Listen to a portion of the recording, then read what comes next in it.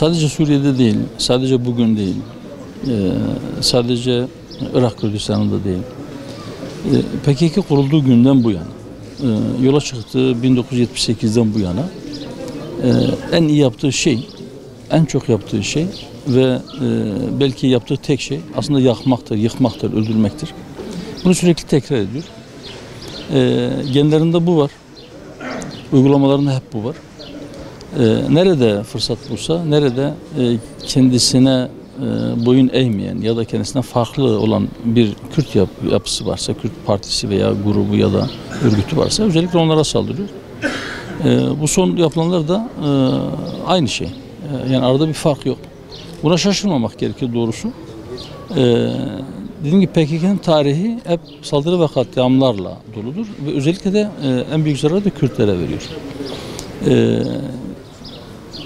Kürtler adına hareket ettiğini ya da Kürtlerin hakkını savunduğunu iddia etmesine rağmen en büyük zararı ve sürekli saldırılarını Kürtlere yönetmesi artık ümit ediyoruz ki özellikle Kürtleri uyandırsın. Evet, kendisine benzemeyen ve kendisine boyun eğmeyen her Kürt yapısını imha etmek, yok etmek onun hedefidir ve onun amacıdır.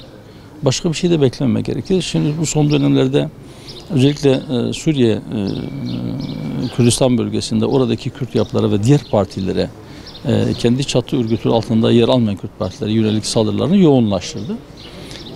Her fırsat bulduğunda bunu tekrar yapacaktır, yapabilir.